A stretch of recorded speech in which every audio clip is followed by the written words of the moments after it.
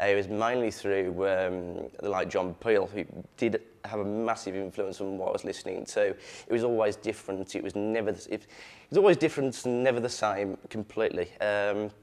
He'd be playing stuff like we'd play death metal, followed by hip hop, then he'd have banger, and then you'd get some indescribable weird noise, which you're not quite sure whether he actually liked it or not. And even then, was it even played at the right speed? You know, we weren't entirely sure. So it was that whole thing. I mean, when that all went away and he passed on, I mean, I found myself my listening getting stale because I was being lazy and I didn't find anything for myself. Then I was recently moved into the area from the other side of Birmingham, and there's lots of small music venues on the south end of town. I started looking at all the gig listings, thinking, you know, there must be something worth seeing around here, but I don't know what any of them sound like. So that was it, straight on the internet. We must have some websites or something like that, and then I come across the whole MySpace thing and huge social networking, and lo and behold, every single band's got their obligatory MySpace page with a few tracks attached. So I started off just going for like blanket bombing anything from Birmingham with emails, and like, you know, I'm starting this podcast up. Do you want to be included in it?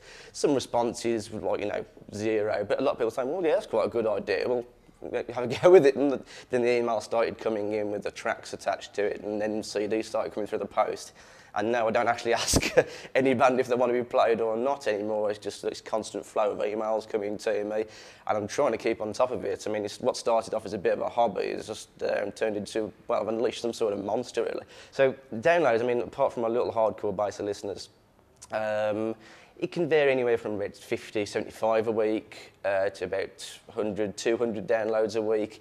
I mean, it's still fairly small, but most people tend to stream the audio across the internet, where I probably get probably around 900 listeners a week on various different streams. There's like low quality streams, high quality streams. It all depends on where people are at the time.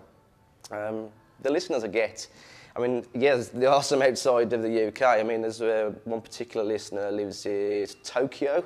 We're also linking up with other podcasts as well and working together to get each of those listeners listening to each other. So I'm getting an awful lot from Canada because we've linked up with a podcast called Confessions of a DJ, which is based in Calgary, Alberta.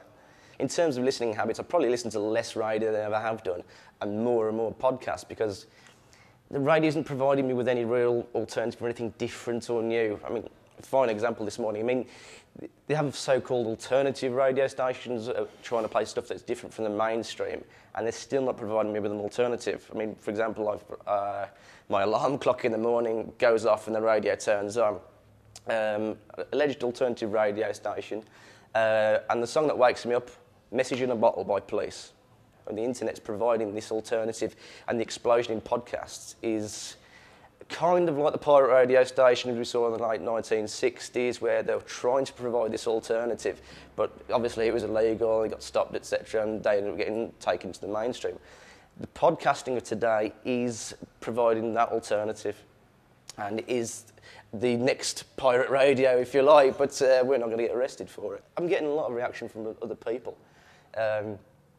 When they actually hear my programme, they're saying, this is great, like, you know, why hasn't my area got this, from people like Manchester or the Southwest?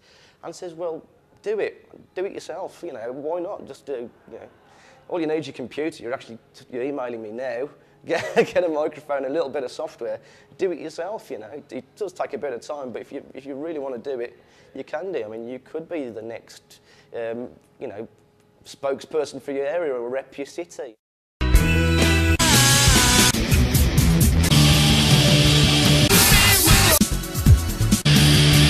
This is Brumcast.